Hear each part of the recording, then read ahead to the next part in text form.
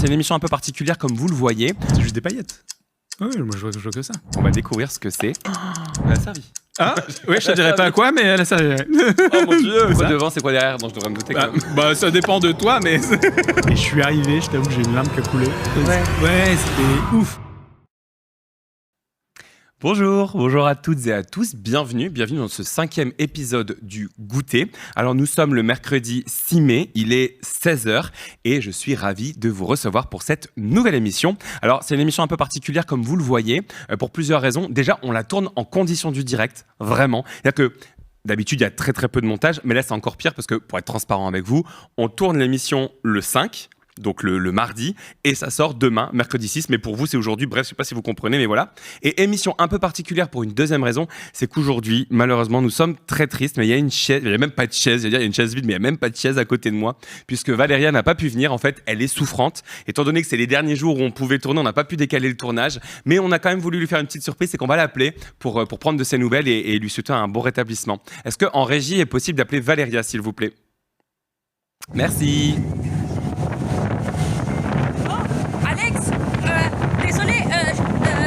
Je t'appelle après.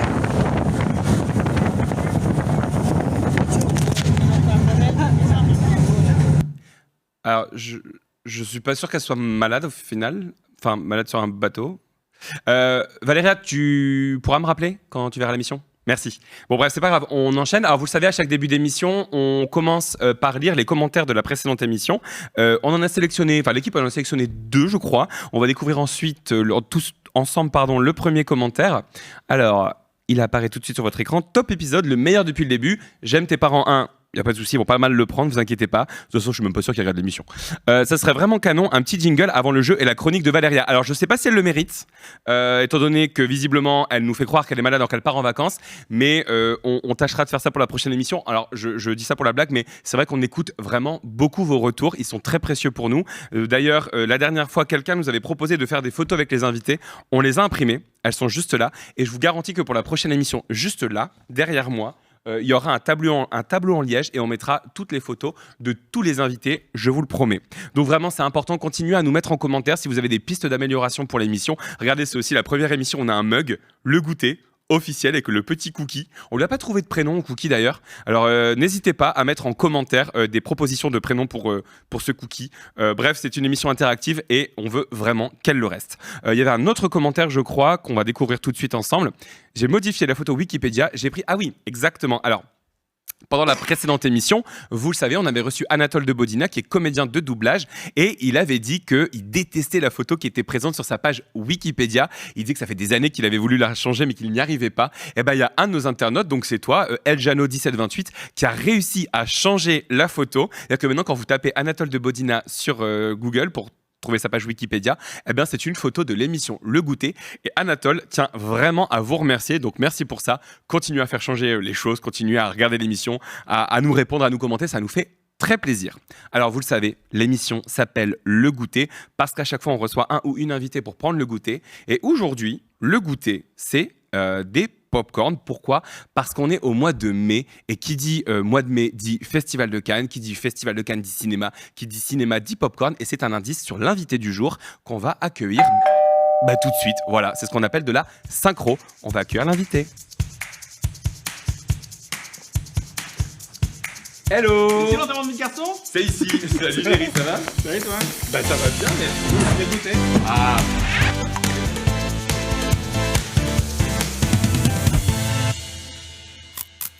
Eh ben écoute, bienvenue à Lille. Merci Mon beaucoup. tour. J'aime beaucoup Lille. C'est vrai? Bah ouais, j'adore. T'es déjà venu? Ouais, plusieurs fois pour Sérimania et puis quand j'étais régisseur aussi en tournée, je suis passé pas mal au Sébasto. Ah bah oui, parce que forcément, régisseur, on va en parler juste après. D'abord, on va découvrir ton goûter, parce que j'en parlais un peu avant. L'émission s'appelle Le Goûter, c'est pas pour rien, c'est parce qu'on va goûter ensemble. Et à chaque fois, je demande à l'invité de ramener quelque chose, et on va découvrir ce que c'est. Est-ce que tu connais les couignettes? Oui, des couignettes. Ils appellent ça des couignettes. Parce que c'est des petits couignaman. Ah oui, c'est ça, le vrai nom, c'était Kouniaman à la base. C'est des couignaman. Ah, ok. Et chez l'Arnicole, ils font des couignettes. Des couignettes. Et j'en ai pris plusieurs parce que je sais que tu as des voisins qui sont par là. Ah oui, ouais, une petite équipe technique là. Et voilà, il y en a plusieurs trop goûts. bien. T'en as des natures, au caramel, au beurre salé, au chocolat. C'est lesquels au caramel beurre salé? Bonne question. Ah ouais, en fait, on prend, mais on je sait pas. pense que c'est un des deux là. Ah, je vais tellement prendre un des deux. T'en as Merci, framboise, chocolat. c'est trop gentil. Ah là là. Je pense que ça a l'air pas mal. C'est breton, hein? Oui, bien sûr. Et tu viens de Bretagne? Je viens du Finistère, je viens de Brest, et ça c'est de Douarnenez, un petit peu plus bas que Brest, mais c'est là-bas, ouais. Mais il y en a partout maintenant, parce que je crois qu'il y en a un à Lille, un magasin. Oui, il y en a partout, oui, on s'est implanté. Hein. Ouais, c'est ça. Les Bretons sont partout. C'est ça, comme les crêpes, hein. Il y en a partout, on a ramené les kouign-amann maintenant. Je suis vraiment content, déjà merci pour ça, et je suis vraiment content de te recevoir dans cette émission, parce que, alors pour ceux qui ne connaissent pas Jerry Talk, en fait, c'est un créateur de contenu, hein, pas un mystère, on reçoit toujours des créateurs de contenu dans cette émission. Ici, le but, c'est de parler des coulisses des réseaux sociaux, du web et des web créateurs, et toi, en fait, ton truc, c'est de parler des coulisses, mais du cinéma. Absolument. Et alors à chaque fois, je fais une petite chronique de présentation et je l'ai juste ici pour te présenter. J'espère que je ne dis pas de bêtises parce qu'une fois, j'ai reçu un invité, la dernière fois j'ai reçu Anatole, il y avait une info sur deux qui était fausse. Donc là, j'ai bossé beaucoup plus dur. Je me suis pas du tout basé sur Wikipédia et j'ai voulu te présenter comme on présenterait l'histoire d'un film au cinéma. Incroyable. Alors, il était une fois un homme qui vivait dans l'ombre pour mieux sculpter la lumière des autres. Pendant 12 ans, il a arpenté les recoins secrets des théâtres et le silence sacré des plateaux de tournage, là où l'œil du spectateur ne s'aventure jamais. Dans l'intimité des coulisses, il a appris à dompter les projecteurs, à chorégraphier la fumée et à déclencher des tempêtes dans des bassins de fortune. Mais en 2021, coup de théâtre, son destin bascule, il décide de briser le 4e mur et de passer de l'autre côté de la lumière. Sa mission, nous raconter la petite histoire qui a fabriqué la grande légende du cinéma. L'envers du décor, le craquement du bois, le génie du trucage. Alors aujourd'hui, sa chaîne YouTube affiche un box-office vertigineux de plus de 160 millions de vues, et ça c'est que sur YouTube, des chiffres à faire pâlir d'envie James Cameron lui-même. Mesdames et messieurs, j'ai l'honneur immense de vous présenter le maître incontesté des coulisses de vos tournages préférés, Jerry Talk. C'est fou ce qu'on peut faire avec ChatGPT. Hein. Ah non, non. Là, je m'insurge, c'est faux. C'est Gemini. C'est incroyable, merci beaucoup. C'est pas ChatGPT, c'est Gemini. Non, c'est pas vrai. Non, c'est pas de l'IA. Non. Pour le coup, j'ai vraiment été... il est petit, le texte à regarder. Il est vraiment petit comme ça. Mais j'ai vraiment passé du temps à l'écrire parce que je voulais faire un truc un peu... Merci beaucoup. Voilà, avec plaisir. Et je suis vraiment ravi de te recevoir une fois de plus parce que ça fait quelques années que je te suis. J'aime beaucoup tes vidéos. J'aime beaucoup tout ce que tu proposes sur Internet. Donc, j'avais vraiment envie de... J'imagine qu'il y en a beaucoup qui vont suivre cette émission et qui connaissent déjà, mais j'avais aussi envie de te faire découvrir à d'autres qui ne te connaissent pas. Et c'est aussi ça le but de l'émission, c'est de faire découvrir des créateurs de contenu. C'est adorable. On s'était croisés en plus 2-3 fois à des événements déjà. Exactement. Mais c'est la première fois où on m'a parlé autant. Oui, clairement. En fait, c'est pour ça que je fais cette émission. Et c'est un vrai truc, je te jure, c'est qu'en fait, je le fais aussi pour pouvoir kiffer et recevoir des créateurs que j'aime bien et parler. En fait, alors que tu pourrais très bien juste envoyer un message et dire on va boire un café. Hein. Mais en vrai, je me dis c'est tellement plus drôle s'il y a des caméras et des gens qui nous regardent. C'est un prétexte en fait. Exactement. C'est cool, exactement. C'est trop bien. Alors j'en parlais, toi, ton dada, c'est le cinéma. Ouais. Et en fait, à chaque fois qu'on reçoit un invité, on fait un petit micro-trottoir avant. Et donc là, on est allé faire un micro-trottoir dans les rues de Lille où on demande aux gens s'ils vont encore au cinéma. Et on écoute leur réponse tout de suite. Je vais toujours au cinéma, mais je me suis jamais arrêté, à part pendant le Covid. Surtout après le Covid, je suis grave allé au cinéma parce que je me suis dit, c'est bien, ça soutient les créateurs. Non, je vais beaucoup moins au cinéma. Pourquoi ? Déjà parce que les prix sont devenus assez prohibitifs, je trouve, et puis qu'avec les services à la demande, sauf pour un film d'action qui nécessite des effets spéciaux, je trouve qu'on retrouve une très bonne qualité chez nous. Donc c'est vrai que j'aurais plus tendance à rester chez moi. Je vais moins au cinéma en ce moment parce que y a beaucoup plus les films qui arrivent sur l'IPTV, Netflix, Disney et tout ça. Donc ça coûte moins cher, puis au moins on est chez nous, on est normal, tranquille. Ouais, je vais encore au cinéma assez régulièrement parce que j'ai l'abonnement UGC Limited et parce que j'aime bien le cinéma. Donc ouais, j'y vais pas mal. Je trouve que c'est toujours mieux d'aller au cinéma parce que ça remercie plus le travail qui a été fait par les équipes au niveau des films. Aller au cinéma, c'est vraiment se poser, savourer l'œuvre. C'est pas comme si on était à la maison, je sais pas, Netflix ou Disney Plus de lancer et on a tendance à sortir le téléphone, à aller sur TikTok ou autre. Non, là on est vraiment concentré sur ce qui a été fait, sur l'œuvre et je pense que c'est la meilleure manière de profiter de l'œuvre. Je vais toujours au cinéma parce que ça fait partie des vrais loisirs et je préfère voir sur grand écran et surtout avec l'ambiance d'une salle un film? Alors je ne vais pas souvent au cinéma parce que j'ai des enfants en bas âge et il faut du coup payer la babysitter plus la séance de ciné. Mais j'y vais quand il y a un film me fait vraiment envie. Donc là le dernier c'était Marty Suprême, je suis allée avec mon mari, c'est sympa. Oui, je vais toujours au cinéma, je vais souvent à l'UGC ou au Majestic là derrière. Déjà j'adore le cinéma, l'acting, les décors aussi c'est important. Enfin, puis même ça permet de faire voyager tout en restant dans une pièce. Oui, je vais encore au cinéma parce que actuellement le cinéma commence à bien évoluer. Il y a beaucoup de nouvelles choses comme la 4DX et le 4K, etc. Et je trouve ça impressionnant. Oui, je vais encore au cinéma. J'y étais en plus il y a 3 semaines pour voir Projet Dernière Chance. Je vais vraiment en fonction des films qui sont à l'affiche et qui m'intéressent. J'essaie d'y aller tous les 2 mois. Parce que bien sûr maintenant il y a les Netflix ou bien Prime Video, tout ça, et que du coup c'est plus facile d'avoir des accès aux films. Mais je préfère vraiment l'ambiance au cinéma parce que déjà il y a un grand écran, t'es avec ta famille, tu peux manger des pop-corn et tu peux vraiment avoir le bon son et une bonne qualité d'image. C'est hyper intéressant. Ouais, c'est un peu un panel. On a gardé tout le monde, je crois, toutes les personnes qu'on a interrogées. Okay. On n'a pas fait de sélection exprès pour avoir vraiment un avis représentatif. Et j'ai l'impression que c'est une personne sur 2, quand même. C'est assez étonnant, ouais. Pour ce qui est des prix, je suis d'accord. Et à la fois, maintenant, il y a tellement de moyens d'avoir des tarifs réduits. Quand tu achètes une place, quand tu achètes 5 places chez Pathé, c'est 8 balles la place, tu vois. Donc en soi, c'est pas si cher que soi. Et je crois que la moyenne des tarifs en France, c'est 7 € et quelques. Oui. Donc il y a moyen de se faire des ciné pour pas grand chose. Tu vois, et quand tu vas dans ces cinémas indépendants, ça peut être à 5-6 balles la place même. Donc tu peux te faire des ciné pour pas grand chose. Oui, c'est-à-dire que le prix de la place qu'on évoque, qui est souvent de 12-13 € je crois aujourd'hui. Ouais, si tu prends un truc plein tarif, tu l'as pour des fois 15 € à Paris. Ouais. Hein. Ah oui, ouais. ok. Ouais. Oui, donc ça va que ça fait peur, mais il y a quand même beaucoup de moyens, même avec les CE, etc. Il y a quand même beaucoup de moyens d'avoir des places pas chères. Ouais. Mais c'est drôle parce que je suis allé voir Le Diable s'habille en Prada la semaine dernière. C'est bien. Ouais, franchement, c'est pas aussi iconique que le 1, mais j'ai passé un bon moment. Okay. Et en fait, j'y suis allé avec une amie et c'est drôle parce qu'elle m'a dit mais moi, ça fait 3 ans que j'avais pas été au cinéma. Wow. Et en fait, ça m'a semblé dingue parce que je me suis dit, en fait, comme j'y vais assez souvent, et pourtant, je pense pas être parmi les gens qui vont le plus au cinéma, mais pour moi, il peut pas se passer un mois sans aller au cinéma. Et du coup, ça m'a fait halluciner. Je me suis dit, mais comment c'est possible de pas avoir un film en 3 ans qui t'a fait dire je vais aller au cinéma, tu vois. Après, peut-être des gens qui aiment pas forcément ça, tu vois. Oui. Moi, je suis pas très fan des concerts. J'ai fait un concert récemment, j'en avais pas fait depuis 15 ans. Ouais. Mais oui, 3 ans, c'est ouf. Et est-ce qu'aujourd'hui, t'as peur pour le cinéma, toi ? Non, parce que la preuve, il y a encore des gens qui vont au cinéma. Comme disait le jeune aussi, les cinémas essaient de se réinventer avec la 4DX, avec l'IMAX, tu vois, avec pas mal de choses. Donc, je pense qu'il y aura toujours moyen de choper du public. Et puis surtout, c'est une expérience collective.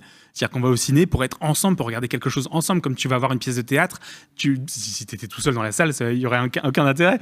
Donc le fait d'être ensemble pour regarder quelque chose, de réagir ensemble à ça, c'est une expérience, tu vois, c'est une vraie expérience. Donc non, j'ai pas trop peur pour ça. Et si tu peux penser à peut-être l'IA, j'ai pas non plus trop peur pour ça parce que je reste persuadé que les gens privilégieront toujours les choses faites par l'humain, l'authenticité, plutôt que des choses créées par des machines et créées par des machines.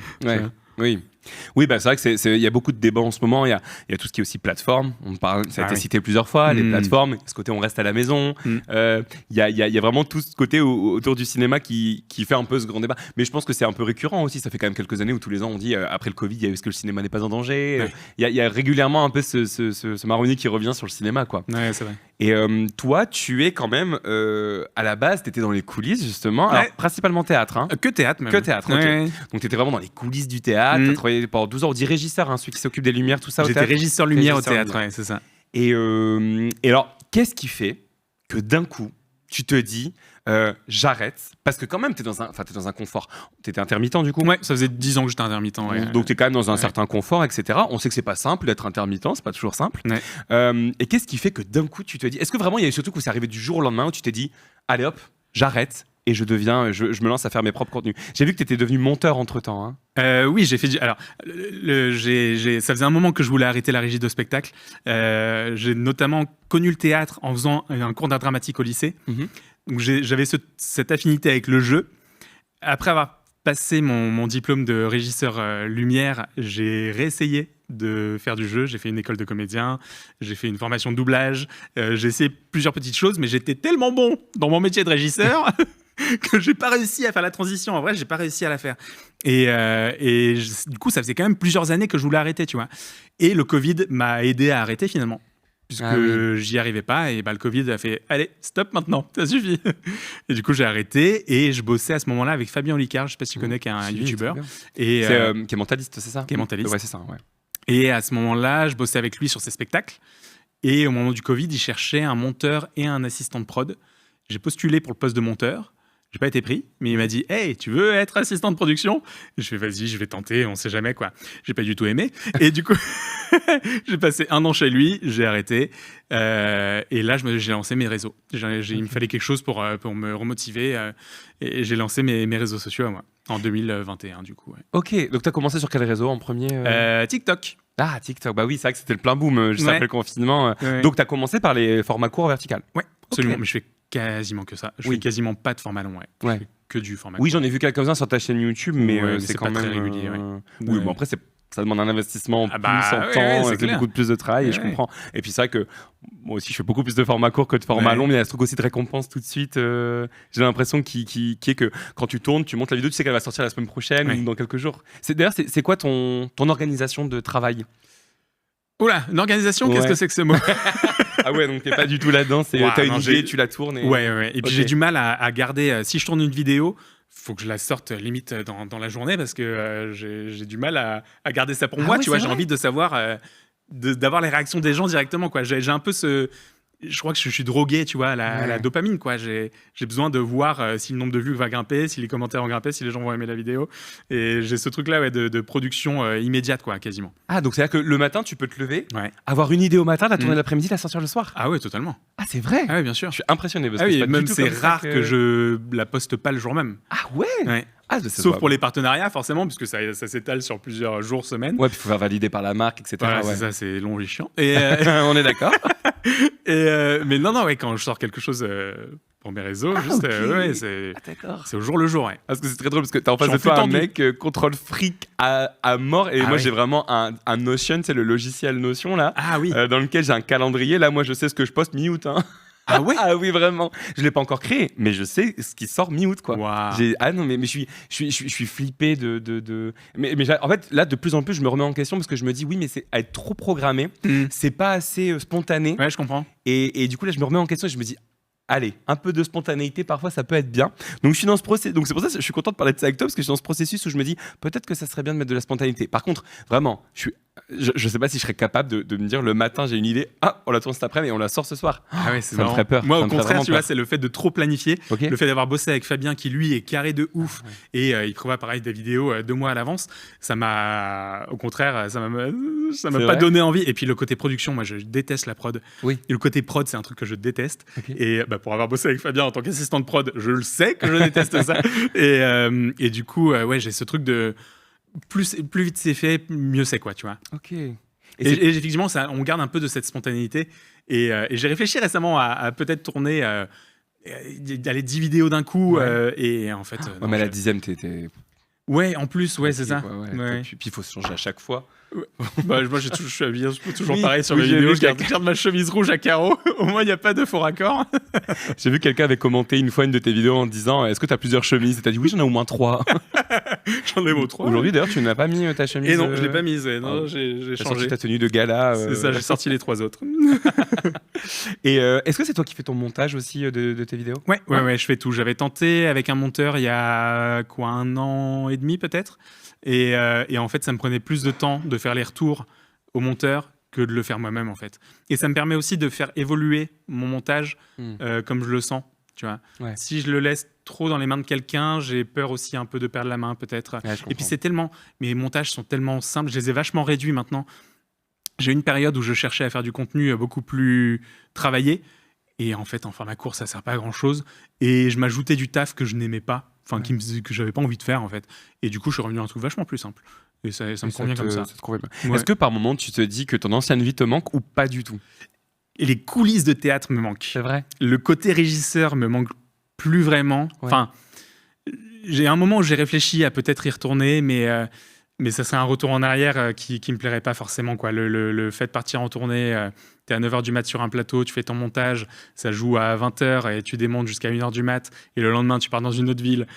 Enfin, tu vois, c'est hyper crevant, et tu te retrouves dans des salles qui sont hyper compliquées à travailler, tu vois, dans un lieu où tu as les lumières qui sont pas placées de la même manière, où tu vas devoir faire des réglages et te pencher au bord du vide et te mettre en danger. Enfin bref, il y a plein de trucs qui me convenaient pas. Ah oui, ouais.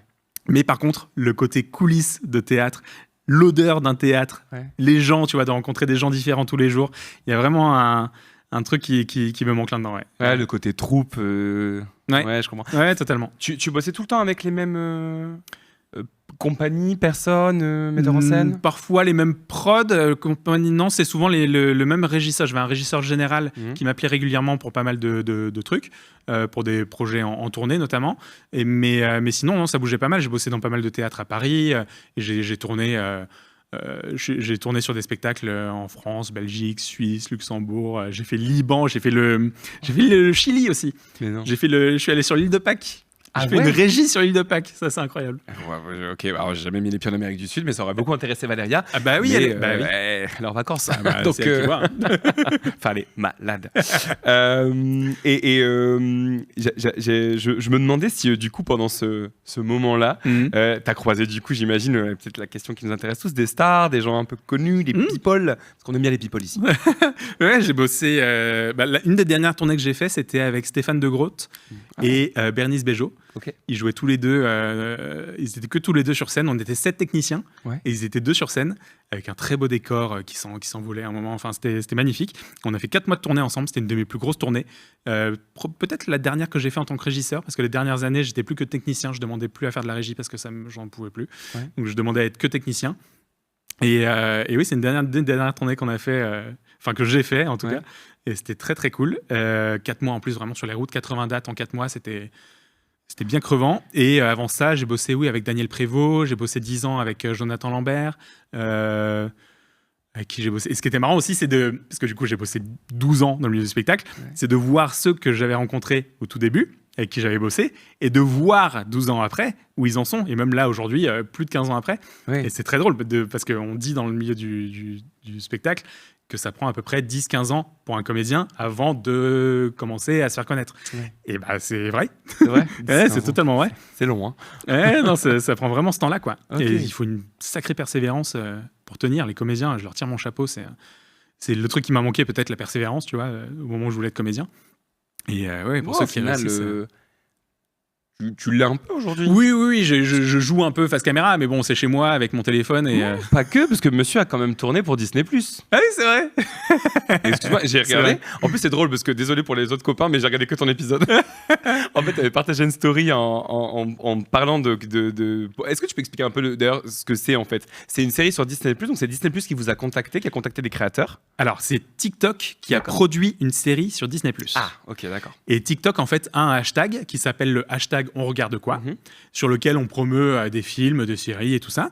Et en fait, il y a une personne chez TikTok qui a eu l'idée de transformer ça en série. Et du coup, ils ont produit ce programme dans lequel on parle de films qui sont sur Disney+. On est 4 créateurs assis sur un canapé et on discute sur de films. Et chacun a son épisode. On est 4, donc il y a 4 épisodes. Chacun a son épisode, chacun a son genre attitré. Moi, j'avais action, je crois. Oui. Et on parle chacun on propose un film et ça débat. Tu peux nous rappeler, je crois que le film, d'ailleurs ça a marché parce que le film que tu as proposé, je suis allé le voir, c'était... Il y en avait plusieurs, j'ai parlé de Die Hard. Avec le bus. Ah, c'est, je vais dire des bêtises, Seven. C'est Seven dans le bus? Non, c'est pas Seven, c'est...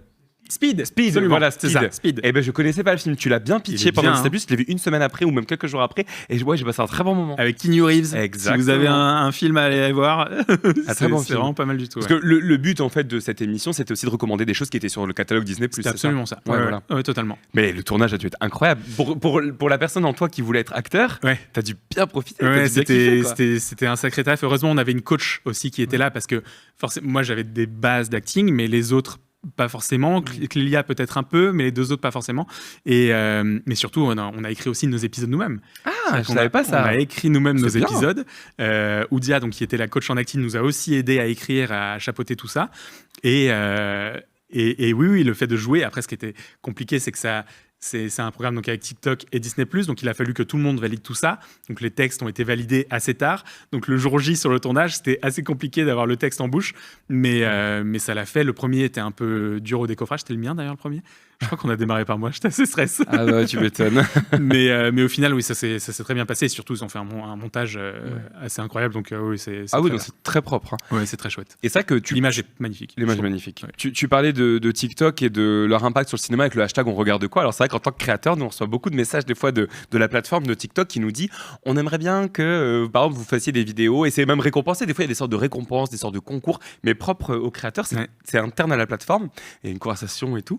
Et en fait ils veulent mettre en avant ce hashtag on regarde quoi parce que TikTok ils veulent vraiment. Je crois qu'il y a plusieurs sports, enfin plusieurs disciplines comme ça qu'ils veulent mettre en avant. Je sais qu'il y a le cinéma, il y a le sport aussi. Oui. Évidemment il y avait le Tour de France, etc. Ils étaient partenaires. Là cette année. Il me semble, dis-moi si je me trompe, que TikTok n'est plus partenaire du Festival de Cannes, mais maintenant c'est Meta, donc c'est Instagram et Facebook. C'est Meta qui est partenaire. Ouais, maintenant c'est Meta qui est partenaire du Festival de Cannes. Toi, tu le vois comment justement un peu cet impact des plateformes sur ces grands rendez-vous du cinéma? Est-ce que tu es allé à Cannes? Non, je vais quasiment pas au festival. Je fais Sérimania, mais sinon les autres, je les fais quasiment pas en fait. En fait, j'aime le cinéma, mais je mets pas au point d'aller voir 10 films en 3 jours. Et Sérimania, c'est avec TikTok que tu vas du coup? J'y vais, non, c'est eux qui m'invitent. C'est c'est le tout premier partenariat que j'ai fait en tant que créateur de contenu. Génial. Et depuis, ils m'invitent tous les ans. C'est un très très beau festival, Sérimania, et ça m'étonne pas de les voir faire venir des bons créateurs de contenu. C'est pas toujours le cas de tous les festivals. C'est très chouette ce festival. Mais là, ils choisissent bien leurs créateurs. Il est très propre ce festival, c'est très bien organisé. Je suis bien d'accord avec toi. Ouais, c'est très chouette. Et justement, donc, par rapport à l'impact des plateformes, des réseaux sociaux justement, et des plateformes, même plus globalement, sur tout ce monde un peu du cinéma, toi tu le vois comment C'est chouette dans l'idée où ça fait, tu vois, le Festival de Cannes, ça peut peut-être paraître pompeux pour certains jeunes. Enfin, je parle des jeunes parce que les vieux ont plus trop à apprendre de ça, peut-être, quoique, tu me diras. Si, enfin, pour tout le monde, en fait, ça peut peut-être paraître un peu pompeux pour tout le monde, les tapis rouges, machin. Peut-être que ça permet de démocratiser un peu le truc, d'ouvrir justement, de montrer le cinéma à d'autres personnes, tu vois. Oui, c'est une bonne chose dans le sens où ça élargit peut-être le public possible de certains films, ouais.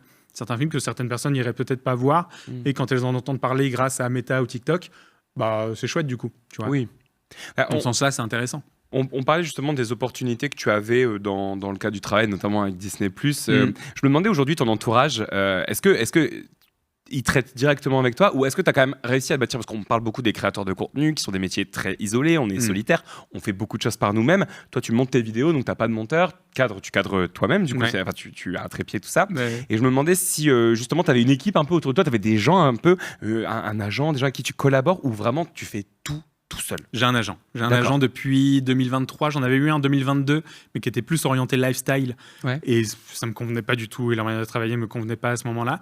Et depuis fin 2023 à peu près, j'ai un agent qui, lui, est orienté vraiment culture. C'est-à-dire qu'ils ont des créateurs de contenu ciné, littérature, philo, culture G, enfin, vraiment orienté culture, quoi, tu vois. Et du coup, l'idée m'intéressait beaucoup, comparé aux agences un peu trop, je veux dire, poète, quoi, tu vois, et qui vont te ramener des marques genre Coca et tout ça. Bah, c'est pas très intéressant, quoi. Là, pour le coup, je travaille avec cette agence qui a les mêmes valeurs que moi et qui travaille très bien, pour le coup. Donc, je suis très content de bosser avec eux. Bisous, Mathis. On embrasse Mathis. Qui est mon agent. Donc, c'est très chouette, ouais. Parce que tu l'évoques justement, les placements de produits, les collaborations. Aujourd'hui, toi, tu en vis à temps plein de la création de contenu. Ce qui est une chance, bravo pour ça déjà. Merci. Et justement, le modèle économique des créateurs de contenu, on le sait, il repose en partie sur les vues des plateformes, les collaborations. Les gens n'aiment pas toujours les collaborations. Je suis allé voir ce que tu faisais et je trouve que tes collaborations, parce que, aussi en rapport avec ce que tu viens de me dire, tu les choisis bien parce qu'on sait que par moment, on a tendance à s'égarer. En tout cas, moi, ça m'est arrivé par le passé de m'égarer, d'accepter de collaborer avec des marques avec lesquelles j'aurais pas dû. Toi, je sens que c'est vraiment très en adéquation avec ce que tu proposes. C'est un truc sur lequel tu as toujours été vigilant, ou est-ce que aussi par le passé, tu as pu faire des erreurs de collab parfois? Est-ce que j'ai fait des erreurs de collab? Je te demanderai pas de nom, ne t'inquiète pas. Comment? Je te demanderai pas de nom parce que je sais que c'est un peu délicat, les contrats, tout ça. Non, j'ai pas eu d'erreur de collab, je crois. Je me suis toujours tenu à faire des collaborations uniquement avec des choses qui avaient un lien avec le cinéma. J'en ai fait une avec une marque de tableaux métalliques, tu sais, de posters métalliques. Oui. J'en ai fait une avec eux, mais c'était en lien avec May the Force, le 4 mai pour Star Wars, tu vois. Ah, mais attends, c'est aujourd'hui? Non, c'était hier. C'était hier, ouais. Enfin, pour vous, c'était avant-hier. Et du coup, c'était en lien avec le cinéma, donc ça restait cohérent, quoi, tu vois. Donc oui, non, je veux que ça reste cohérent avec ce que je fais. Hors de question que je fasse de la publicité pour Temu et toutes ces choses-là, par exemple. Enfin, j'ai quand même des valeurs que je veux respecter, et même au niveau des plateformes, je réfléchis aux plateformes avec lesquelles je participe, avec lesquelles je collabore, et les films aussi. J'impose le fait de voir les films ou séries sur lesquels je vais collaborer, parce que hors de question que je promeuve quelque chose qui n'est pas en accord avec ce que... Enfin, ça paraît évident, mais en fait, tu as raison de le dire, parce que je pense qu'il y a des gens qui, des fois, acceptent de promouvoir... Je l'ai fait, ça, pour le coup, tu vois, je l'ai fait, d'accepter des trucs sans le voir avant, et des fois, je le regrette un petit peu, pas tant non plus, parce qu'heureusement, il n'y a rien de trop touchy dedans, quoi, tu vois, mais des fois, ça aurait pu être limite, quoi. Je pense à un film que j'ai vu récemment, Gourou, avec Pierre Ninet. Bah désolé, mais le fait d'avoir vu 5 minutes de Cyril Hanouna dans le film, personnellement, moi, ça m'a rebuté, et ça m'aurait bien emmerdé de faire la promo de ce film-là, quoi, tu vois, sans l'avoir vu avant. Donc non, je préfère faire le tri. Oui, parce que t'es pas langue de bois, hein, sur tes réseaux, j'ai remarqué. T'hésites pas à dire quand ça te plaît pas aussi. Et même des choses du cinéma, des phénomènes du cinéma, des choses qui évoluent. Je pense notamment à l'école Anyone de Théo Fernandez. T'en as déjà parlé aussi. Oui. C'est un truc, voilà, toi qui ne te correspond pas et que tu trouves vraiment. On en a déjà parlé ensemble aussi en message qui ne tire pas le cinéma, en tout cas les comédiens, vers le haut. Totalement. Mais voilà, t'en parles de façon totalement libérée, alors qu'on pourrait penser que voilà, Théo Fernandez, c'est quelqu'un quand même qui pèse dans ce milieu, etc. Mais voilà, toi, tu n'as pas peur de dénoncer. Non, et puis c'est rare sur les réseaux aujourd'hui. Et puis je me dis que j'ai quelques abonnés maintenant aussi, et que c'est peut-être aussi... il faut peut-être que je le fasse, quoi, tu vois. Enfin, il faut profiter du fait d'avoir quelques abonnés pour profiter d'une tribune et de dire ce qui va et ce qui va pas, quoi. Tu vois. Je pense qu'il faut pas hésiter. Non, mais c'est bien de pas faire langue de bois, parce que tu vois, quand on est sur les réseaux, on a quand même un discours assez édulcoré en général. Parce que un peu comme l'est devenu la télévision au final. Au début, les réseaux, c'était un peu un espace où on pouvait dire ce qu'on voulait, faire ce qu'on voulait. Et j'ai remarqué qu'il y a un peu quand même une tendance aujourd'hui, même sur les concepts longs, même sur les gros créateurs de contenu, à un peu moins prendre de risques, parce qu'on a peur de perdre une collaboration, peur de vexer quelqu'un, une prod et tout. Et comme aujourd'hui le web c'est beaucoup professionnalisé, qu'on a beaucoup de prod autour de nous, etc. Eh ben j'ai remarqué que on fait attention à ce qu'on dit, on y va plus avec des pincettes. Forcément. Et c'est rafraîchissant. Des fois, moi, honnêtement, la première chose que j'ai vue quand j'ai vu ta story, c'est que je me suis dit ah ouais, il y va. il a pas peur, tu vois. Et t'avais plusieurs contenus là-dessus. Hein. Ouais, c'est possible.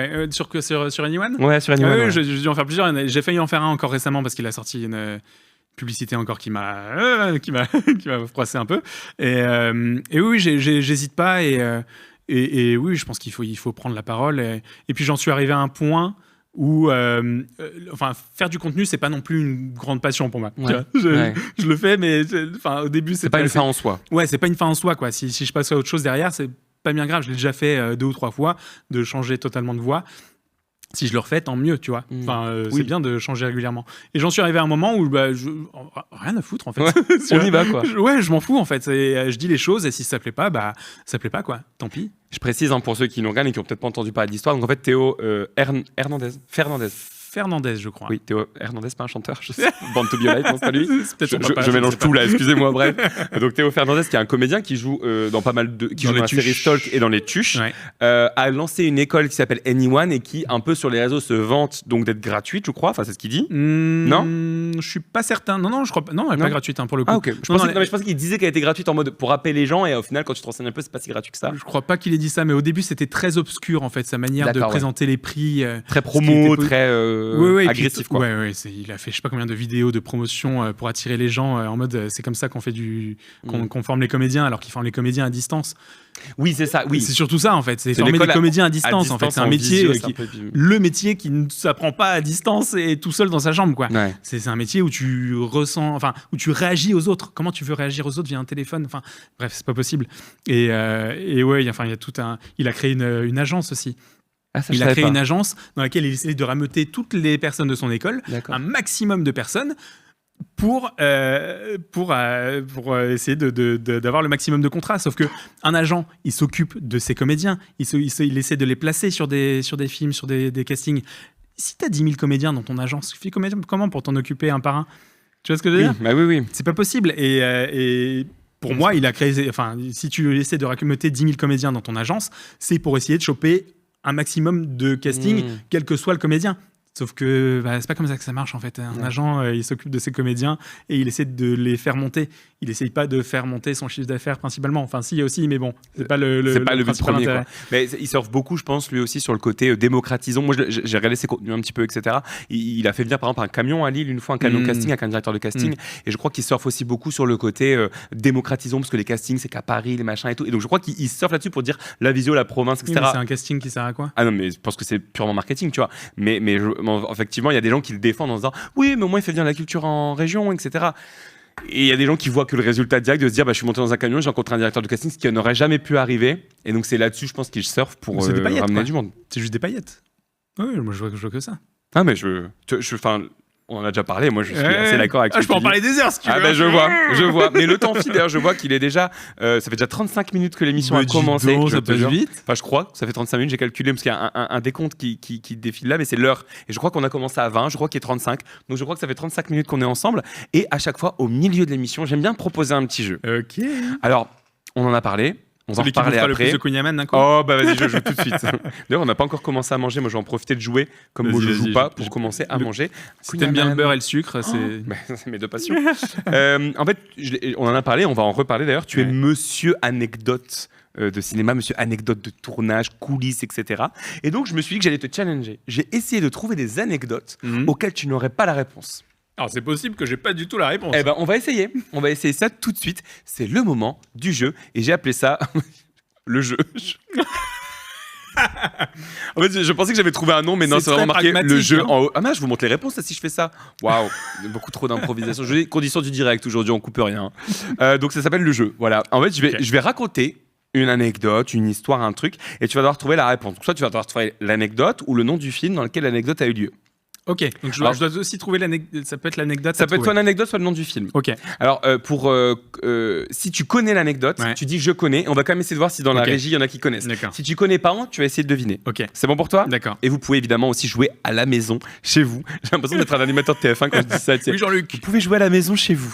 Alors, première anecdote. Pour simuler une forte pluie dans une scène de danse, le réalisateur a dû mélanger du lait à l'eau pour qu'elle soit visible à la caméra, parce que l'eau pure, ça se voyait pas à l'écran. Sur la caméra.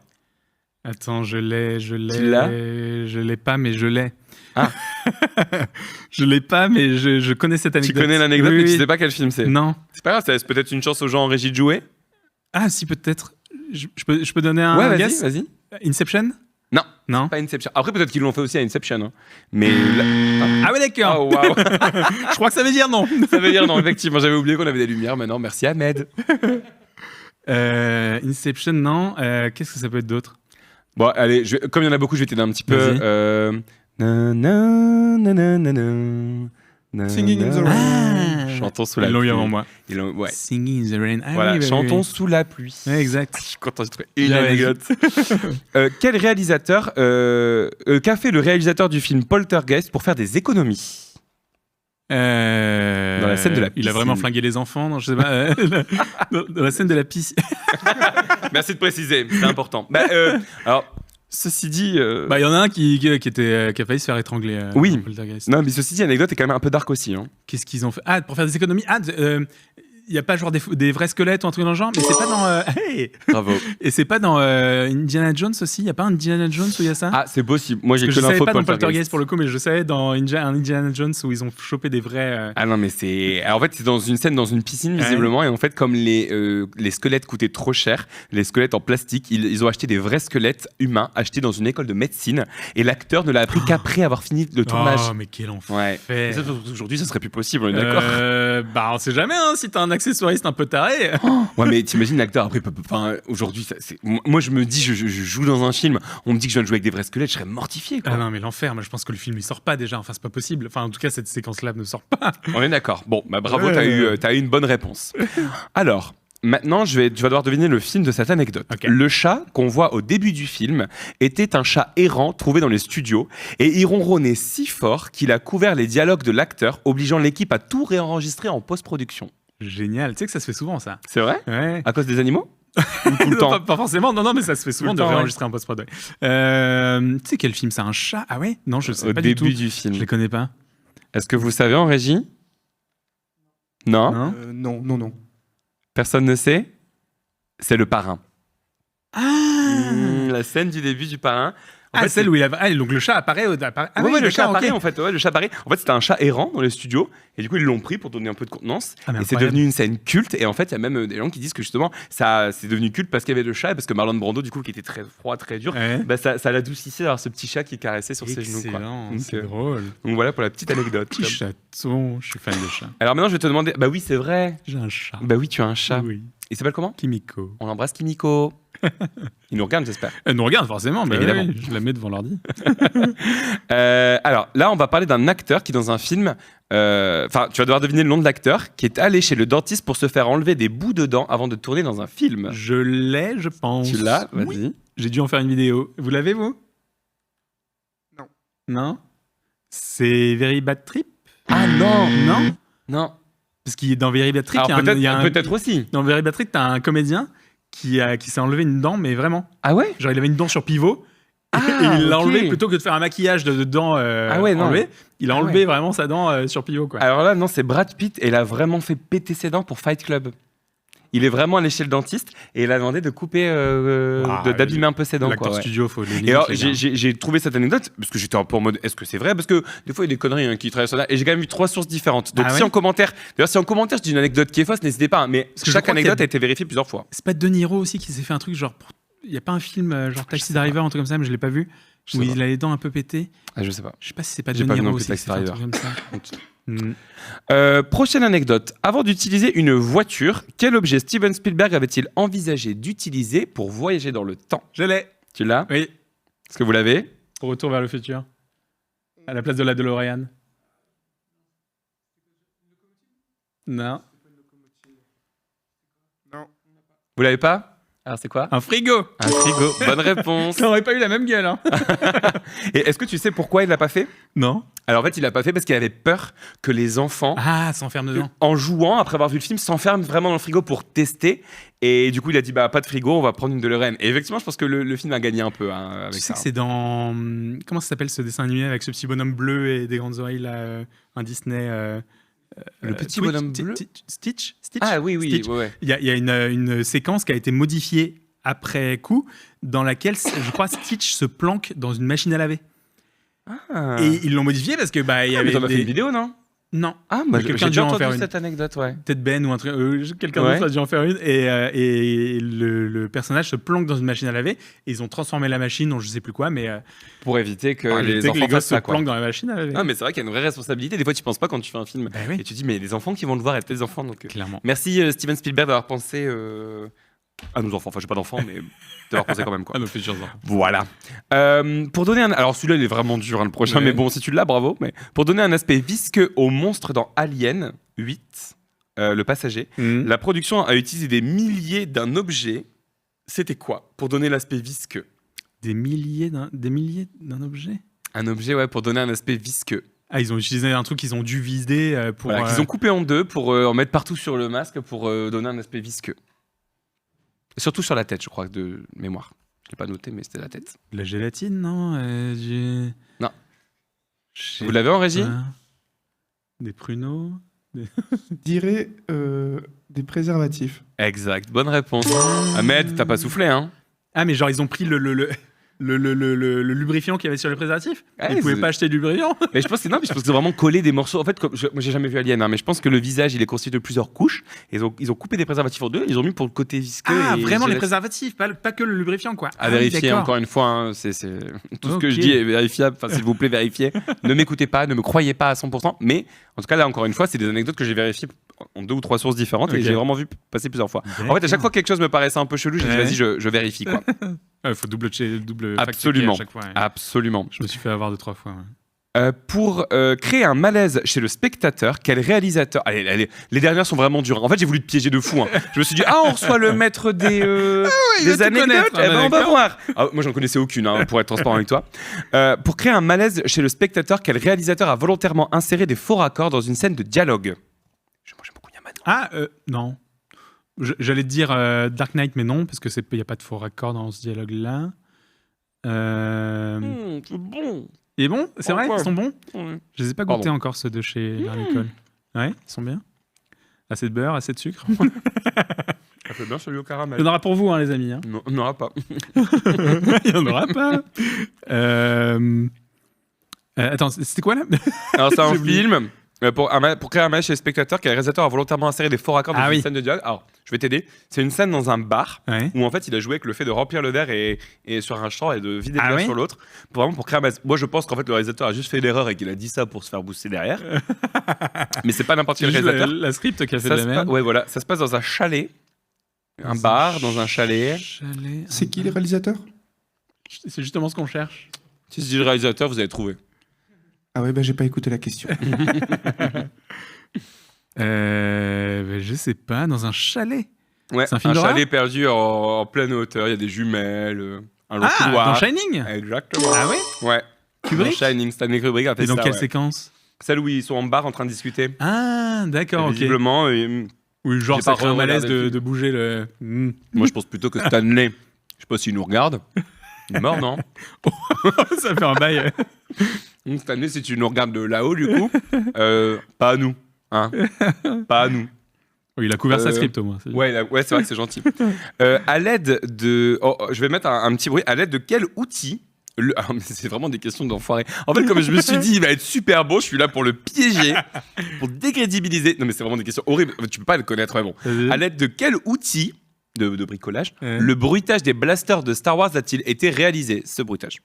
Oh, je l'ai ça. Tu l'as? Ouais. Ils ont fait. Il est allé sur un câble de pylône ou un Oui. truc comme ça, et il a tapé dessus avec une clé à molette. Mais ou oui. quoi. Ah, je suis saoulé. Je suis gonflé, j'aurais pas dit. Non, ça a été facile en fait, celle-là. Oh bien, j'en aurais pu vous faire deviner du coup.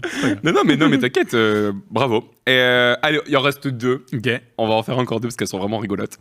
Qu'est-ce qui a. Mais celle-là, pareil, j'étais étonné de pas la connaître tellement elle est énorme. C'est vrai. Qu'est-ce qui a interrompu le tournage de Titanic lors des premiers jours? De quoi dans le bateau, dans le. Ouais, en fait, pendant les premiers jours de tournage, il s'est passé quelque chose. C'est hyper vague, je suis désolé pour ça, mais il s'est passé quelque chose. Et en fait, ça a interrompu le tournage de Titanic au début. Et j'étais en mode, mais comment ça, on n'entend pas parler de cette anecdote plus souvent? Hypothermie, non? Ou. Non, je sais pas. Vous l'avez en régie ou pas? Je l'ai su, mais je l'ai pas là. dans- Non, mais c'est une dinguerie, hein. On dit tous ça. Hein. Quelqu'un s'est amusé à mettre de la PCP, donc c'est une drogue hallucinogène, pendant le repas du tournage. Donc le repas, c'était de la bisque de C'est homard. un truc. What Quand même, il se faisait pas chier sur Titanic, hein, de la bisque de homard. Et en fait, une grosse partie de l'équipe a fait un bad trip. Et il y a une 50aine de personnes qui ont dû aller à l'hôpital. Non, mais le Il y avait un blaireau, des quoi. acteurs, celui qui joue le méchant. Ils ont jamais trouvé qui a fait le coup. Hein. Ah oui. Visiblement, un technicien qui était pas très content de James Cameron. Et évidemment, même l'acteur qui joue le méchant, là, comment il s'appelle, J'ai le pas son futur nom, mari mais- de Rose, il a fait un bad trip total. Il voyait des choses et tout. Super ouais. dangereux, le mec. Non, mais Faut pas. 50 personnes faut dans pas la embaucher bisque ces de gens-là. homard. Non, mais ouais, t'imagines. Donc faites gaffe à ce que vous consommez sur les Quel plateaux de tournage. enfer. Et ouais, et du coup, ils ont dû interrompre le tournage pendant une soirée, une nuit, une Ouais, journée. forcément, Quoi. ouais. Voilà. Histoire que tout le monde redescende, quoi. Ouais. Non, mais vraiment le. On peut y aller? Non, Et- attends, pas et encore. J'étais étonné que cette anecdote soit pas plus connue, tu vois. Bah ouais, c'est vrai. Ça, c'est parce que je la trouve folle. Et enfin, dernière anecdote, moi, c'est ça qui m'a fait le plus rire. C'est comment le bruitage des vélociraptors dans Jurassic Park a été fait. Oh bah c'est une grand-mère, hein, un truc. Tu sais, quand ils s'appellent les uns les autres, là, j'ai pas retrouvé le Ouais. bruitage, mais je vais pas le faire, non, je vais pas le faire. Mais bah, non, c'est nul. Mais c'est toi. Oui, oui. Non, je sais pas. Ça, pour Est-ce le que coup. quelqu'un en régie là? Est-ce que c'est pas les singes hurleurs qu'on trouve dans les... Non, mais c'est des animaux, effectivement. Eh bien, non. Ce sont des tortues qui copulent et qui ont été enregistrées à Marine World. Mais t'imagines le gars qui a l'idée. Alors attends, on a besoin de cris de dinosaures. Parfait. Non, mais c'est fou quand même. Faites-moi Ils ont copuler dû ces tortues. trafiquer un peu parce que j'imagine qu'une tortue ne fait pas ce bruit-là vraiment quand elle Oui, fait l'amour. forcément, ouais. Mais de base, ça a été enregistré à Marine World, quoi. Je trouve ça assez déconnant. Enfin, Incroyable. Et ils ont des idées des fois. ils ont des idées de Ah malade. ouais, non mais c'est clair. Bon, bah, voilà. Bref. C'était très drôle. Mais merci à toi pour avoir participé à ce jeu. Tu m'as dit obligé, que de t'étais toute venu. Oui, bah oui, c'est vrai que je t'ai pas trop laissé le choix en même temps. Tu m'as dit que t'étais venu avec des petits accessoires. Et oui, j'en ai ramené. Ah, trop bien. Est-ce qu'on peut avoir les accessoires, s'il vous plaît, de Jerry? Je peux me lever si besoin. Hein. Voilà. Merveilleux, Maxence. Merci beaucoup. Ça permet de mettre Maxence revient. Ça permet de mettre Maxence en lumière qui aujourd'hui s'est occupé de nous maquiller. Incroyable Et que maquilleur. On serait pas aussi beau sans lui. Alors déjà, petit cadeau. Oh, Puisque tu m'as invité. oh merci. Et... Ça me fait trop plaisir. Tu sais qu'en plus, j'avais le secret espoir que tu me l'offres. C'est vrai? Non, mais en vrai, je vous le montre. En fait, j'ai les doigts pleins de Kunyaman. Non, comment tu dis? Kunyaman. Cougnettes. Celle-là, Non, mais c'est des cougnettes. Des ouais. cougnettes. J'ai dit cougnettes, moi. En fait, c'est le livre, juste ici, qui est sorti il y a un moment, hein, Oh déjà. oui, il est sorti en 2022, oui. Mais ça m'a bluffé. Hein. Tu commences ta chaîne en 2021, en 2022, tu écris déjà un livre. Il va falloir que tu me racontes après. Après, on va en parler de ce livre, comment ça s'est fait. C'est monté Et surtout, assez vite, ouais. est-ce qu'il va y avoir une suite? Et peut-être. Bah, moi, j'espère. Hein. Maybe. Mais merci, franchement, merci beaucoup. En plus, j'y pensais vraiment, parce que j'adore les livres de cinéma, avec les anecdotes et tout, c'est mes trucs préférés. Et c'est aussi pour ça que je t'ai invité. Et je suis trop content que tu m'aies offert ce livre. Avec Donc, plaisir. merci beaucoup, Géry. Et du coup, je t'ai ramené ce genre de petits objets. Tu vois, les faux outils qu'on peut trouver au cinéma. Mais moi, je vais pas m'amuser pendant 10 ans avec ça. J'ai fait un live où je l'avais dans les mains, j'ai fait que ça pendant tout le... Bah oui. Non, mais alors, par contre, tu sais que c'est quand même une dinguerie que tu me montres ça. Ouais, est-ce que tu peux me dire où est-ce que tu trouves ces trucs? Celui-là, on me l'a donné. C'est un gars de chez Ciné-Régie. C'est une boîte qui a, je vais dire des bêtises, je sais plus où ils sont. Strasbourg, Grand Est, je crois. Ok. Et il me l'a donné. J'ai demandé si je pouvais lui en acheter. Il me l'a donné. Il est très gentil. À l'image, on est d'accord qu'on dirait vraiment un vrai. Ouais, à l'image, ça passe Ouais, pour un non, vrai. c'est Quand tu le vois de près, en fait, c'est parce que le poids est très léger. Hein. Regardez, je vais le jeter. Voilà, ça fait pas de bruit. Et puis surtout sur une scène de combat. Oui, tu vois, c'est oui. Quand tu passes d'un vrai marteau à un marteau comme ça, à un marteau autrement, tu vois. Enfin, du coup, quand ça dure un quart de seconde, bah, c'est ça. Tu vois rien. Et en fait, c'est très drôle parce que je suis en train d'écrire une mini-série qui va sortir cet été sur mes réseaux. Et en fait, dedans, il y a un personnage qui a un marteau et qui veut taper un marteau. Non, je vais pas te le prendre. Si t'en as besoin. Non, on va jouer avec un vrai, nous. mais c'est pour ça, c'est trop drôle que tu me sortes ça. Mais vraiment, c'est incroyable. Donc ça, c'est des objets que tu nous présentes qui ont vraiment tourné. Oui, ça sert vraiment a pour les tourné, tournages, ça quoi. sert vraiment, oui, complètement, ouais. Ça, c'est une fausse bouteille Mais non. qui, elle, est incassable, qui permet, si tu as besoin de balancer une bouteille hors champ et que ça va tomber sur un technicien, mais bah, en au fait, moins. parce que là, moi, de près, je vois. Ah bah oui. Mais à l'image, là, j'ai le retour caméra juste là. À l'image, ça passe. Et encore, elle a vécu, tu vois. C'est un élastomère. C'est une. Désolé, l'ingé son. Hein. Salut, Victor. Et Elle a servi. Ah, oui, je te dirais pas à quoi, mais elle a servi. Oh mon Dieu. Qu'est-ce que je t'ai ramené d'autre? Ah si, ça c'est marrant. Qu'est-ce que c'est, d'après toi? Un poisson? Un coussin péteur. Non, mais c'est un truc, on dirait un truc de queue de poisson, mais c'est pas. Non. C'est une prothèse. Enfin, c'est un collant pour personne qui a des prothèses, non? Je sais pas. Non. Vous avez pas d'idée en régie? Non. Attends, ça peut être. Comment? Absolument. C'est un slip invisible. Tu vois, hop là, tac. Attends, c'est quoi devant, c'est quoi derrière? Donc je devrais me douter quand même. Bah, ça dépend de toi, mais ça dépend de ta morphologie après. Hein, mais... Ouais, c'est devant, c'est ça. C'est Je veux juste être sûr. Hein. Ça, c'est le devant. Ok. Ça, c'est l'arrière. Et c'est un peu comme un string, quoi, tu vois. Et forcément, c'est pour quand t'as une scène de nuit à faire. Si tu dois te balader sur le plateau, bah oui. C'est quand même plus agréable de pas avoir les bijoux à l'air, quoi. Bah oui. C'est joliment dit. Est-ce qu'il a servi, juste pour être sûr de la donner après usage, ou c'est un neuf? Est-ce que tu veux vraiment savoir? Non, je veux pas savoir.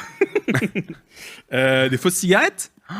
Trop bien. Les fausses cigarettes de chez Oneros à Londres, Okay. qui sont alors des fausses cigarettes entre guillemets parce que ça reste des vraies cigarettes dans le sens où tu inhales de la fumée, donc c'est pas très bon pour la santé, mais tu peux les fumer. Ah d'accord. Mais il n'y a pas de tabac ni de nicotine. Okay. Donc pas de choses, c'est un petit peu moins, enfin c'est pas addictif et c'est moins nocif pour la santé, mais ça le reste quand même un peu parce que tu avales de la fumée. Eh ben merci parce que je me demandais justement, je fume pas et j'ai vu beaucoup de comédiens dans des films fumer et tout, tu vois, et à chaque fois je me disais mais du coup est-ce qu'ils fument des vraies cigarettes ou pas, parce que je voyais de la fumée et tout, donc je me dis bah probablement que oui, ils vont pas s'emmerder à les faire, et donc en fait non, ils font Ça dépend, après t'as des comédiens qui en fument des vrais, mais quand c'est dans un endroit fermé, là j'ai fait un tournage avec France Télé il y a pas longtemps, qui se passe dans les années 80-90 je crois, et c'était dans un commissariat avec 10 flics qui fument clope sur clope, quoi. Et bah là c'est un espace fermé, t'as tous les techniciens et tout, si c'était des vrais clopes ça serait intenable, quoi. Donc c'est ça, et ça sent un peu la paille, quoi, tu vois, ça sent un peu la paille cramée, t'as l'impression un peu d'être à la campagne, quoi. Et donc ça c'est fait à Londres? Ça, c'est Londres, ouais. C'est une boîte Oneros qui fait ça. Ils font aussi des faux cigares. Ils font aussi du tabac à rouler. Et tu peux faire ça. Tu peux faire des cigarettes qui font rire, quoi, aussi avec ça, quoi. Des cigarettes qui font rire? Bah, de la fausse bleue, quoi. Ah, ok, d'accord. Ah oui, merde. Ah, t'as le réflexe, j'ai cru que j'allais vraiment casser la truc tellement c'est... D'ailleurs, je sais pas si vous voyez, c'est marqué Grimbergen dessus. C'est une vraie marque de bière, ça, non? Ah oui, ça a été moulé sur une vraie bouteille de bière. Ok, ça c'est drôle. Et deux petits derniers, ça c'est du faux vomi cosmétique, donc c'est vraiment juste pour... Ah, sympa, bienvenue dans le goûter. C'est pas fait pour faire semblant de vomir, mais c'est fait pour en mettre un petit peu... Oui, quand les gens vomissent dans les films, ça veut dire qu'avant on leur met un truc dans la bouche. Ils vomissent vraiment là pour le coup. Non, oui, soit c'est un petit vomito, ils ont déjà un truc dans la bouche et tu le vois en général, ils sont en mode, ils ont la bouche fermée, et ils lâchent un petit vomito. Soit parfois il y a un petit tuyau qui place du côté de la joue qui est pas face caméra. Et c'est là, s'il faut que ça bombarde, d'accord, envoyer quoi, tu vois. Et j'ai même vu un système où le tuyau va dans la bouche et ressort. Et pour comprendre encore moins, enfin, il y a plusieurs systèmes. Mais je sais pas si vous voyez bien, là, je vous le montre comme font les créateurs de contenu, mais c'est vraiment hyper visqueux. Attendez, je vais m'approcher. C'est un truc que je fais jamais, mais je vais m'approcher de la caméra. J'ai vraiment envie de vous montrer. Non, c'est au niveau texture, c'est pas mal. Et c'est quand ils doivent faire du. Ah oui, il y a le point qui est pas. Désolé. Oh, il y a des morceaux et tout. Ah ouais, il y a les morceaux de flocons d'avoine. Et quand ils doivent en faire du qui sort de la bouche d'un acteur, c'est souvent à base de soupe, de flocons d'avoine pour avoir les morceaux, tu vois. L'acteur il met pas ça dans la bouche. Non, okay. Ça c'est cosmétique, c'est pas censé aller dans la bouche ça. Mais et puis là aussi t'as des petits billets de Cinoche où t'as marqué Only Props. Oui, Motion Picture. Oh, Motion Picture. Je peux revenir ou c'est chiant? Oui, tu peux revenir. J'en profite. Et ouais, c'est les faux billets de Cinoche. Sur lesquels il y a marqué Only Movie Picture ou un truc dans le genre. Et ceux-là, ils sont double face et il y en a parfois qui sont Motion Picture Use Only. Il n'y a pas encore Trump dessus. De quoi? Non, j'ai pas tenté. Ouais. Je t'avoue qu'aux États-Unis, j'ai pas envie d'essayer là. Vu comment ils sont un peu vénères en ce moment là. Mais incroyable, franchement, merci d'avoir ramené tout ça. Ah bah avec plaisir. C'est toujours rigolo à montrer, je trouve ça marrant. Et comme ça, vous voyez un peu plus ce que fait du coup Jerry. Attends, vas-y, on peut faire un déo, tu me le mets sur la main. Vas-y, très fort. Attends, c'est un vrai. Attends. C'est un vrai truc, je crois. J'ai vu comme quoi ça faisait vraiment un réflexe normalement ce genre de truc. Ah oui. Excusez-nous, on s'amuse. Hein. Oui, si tu prends un vrai marteau et une fausse main et que tu mets une fausse main en ayant l'impression que c'est la tienne, t'as vraiment t'as l'impression d'avoir eu que là peut-être que comme je sais que c'est un faux. Ouais, mais non quand même. J'ai quand même le réflexe. Mais oui, ça permet aux gens de découvrir un peu plus ce que tu fais aussi sur les réseaux. Et en fait, c'est ça. Tu fais beaucoup découvrir les coulisses, mais aussi les objets, comment on fait tel. En ce moment, j'ai vachement réduit les anecdotes. Je fais quasiment que des objets en ce moment. Ouais. Et je trouve ça hyper cool. J'en ai encore une trentaine à la maison, quarantaine. C'est vrai? Ouais, j'ai de quoi faire là. J'ai fait une commande là. J'ai hâte d'aller découvir tous tes prochains contenus. Et justement, je me posais une question. C'est une belle aventure, les réseaux sociaux. C'est quoi le truc le plus dingue que ça t'a permis de faire, pardon. Je t'avoue que le moment où Netflix m'a amené à Prague sur le tournage de Loup-garou, tu sais, adapté du jeu de société.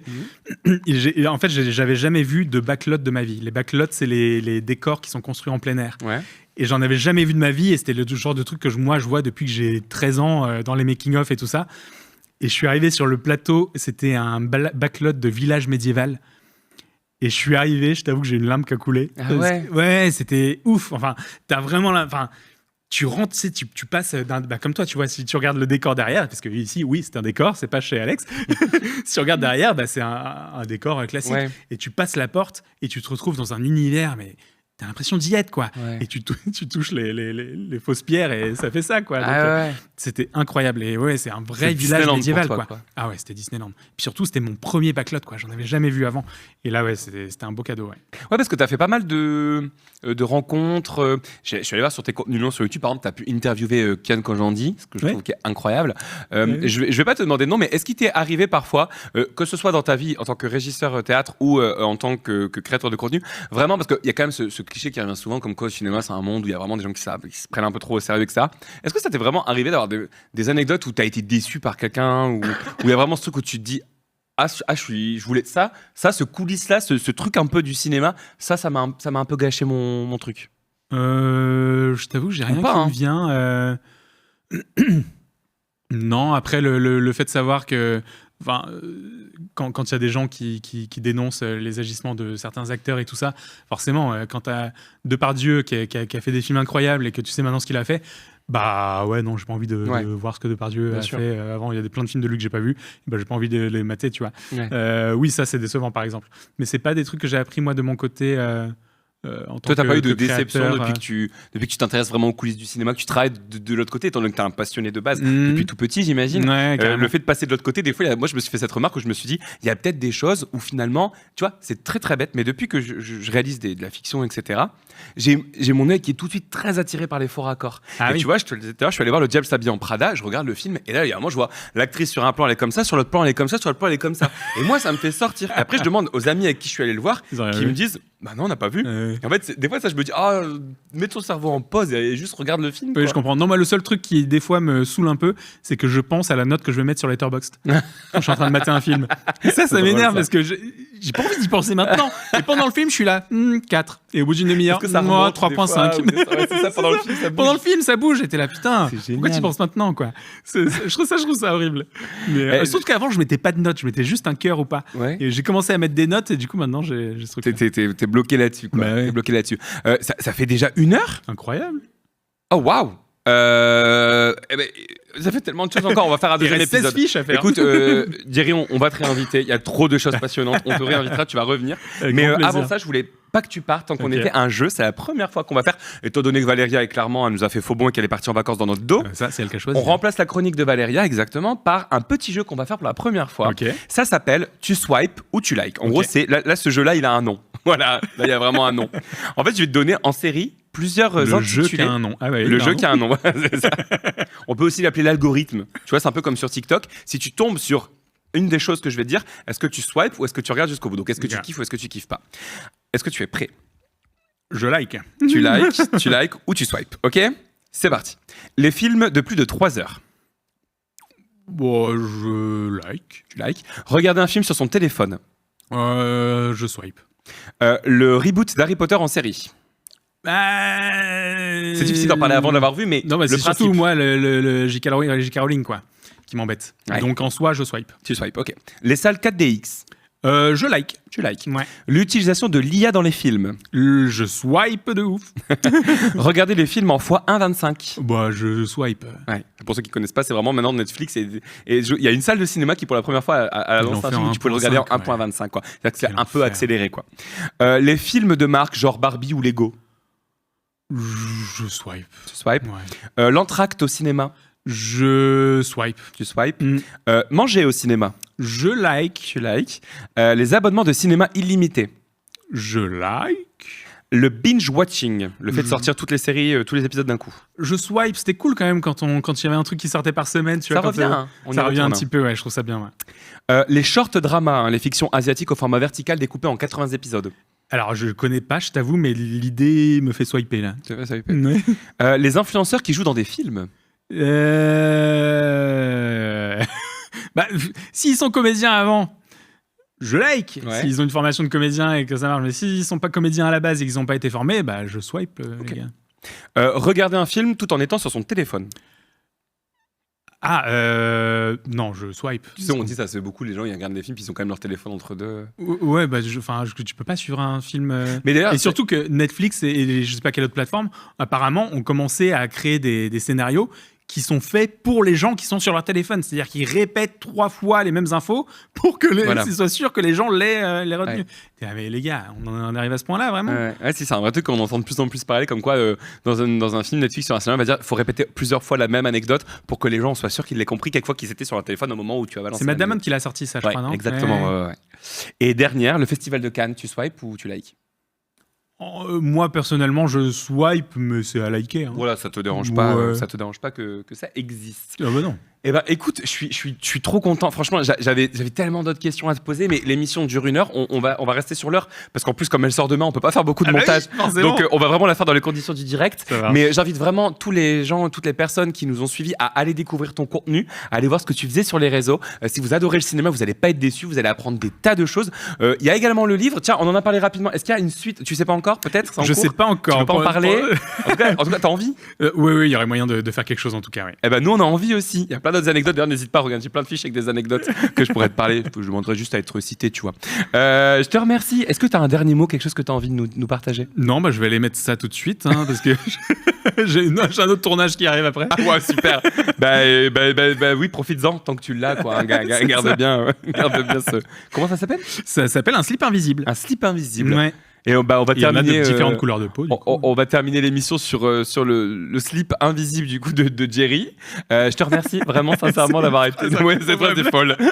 Je te remercie vraiment d'avoir été notre invité. Merci je suis ravi d'avoir pu échanger cool. avec toi, Merci d'avoir pour pu l'invitation. te découvrir en vrai. Merci pour le cadeau, pour les cougnettes, Avec plaisir. On embrasse toute la Bretagne qui nous regarde et tous les autres également. Écoutez, moi je vous dis on se retrouve dans un mois pour le prochain numéro dans lequel on va recevoir un nouveau créateur ou une nouvelle créatrice. On espère que Valéria sera rentrée de vacances et qu'elle nous fera la joie de revenir. Et puis écoute, j'espère que tu pourras repasser en tout cas pour un prochain numéro parce que grand plaisir. On avait encore plein de choses à discuter ensemble et je suis vraiment content de t'avoir reçu. Trop cool, merci à toi. Merci à toutes et à tous d'avoir suivi cet épisode. Et puis si jamais vous nous écoutez aussi en podcast, n'hésitez pas à mettre des étoiles, à mettre des commentaires. C'est important pour nous pour savoir que l'émission est regardée, écoutée et aussi pour apprendre de vos retours. Voilà, et écoutez, on se retrouve dans un mois pour le prochain épisode du Goûter. Ah oui, et on va faire la photo.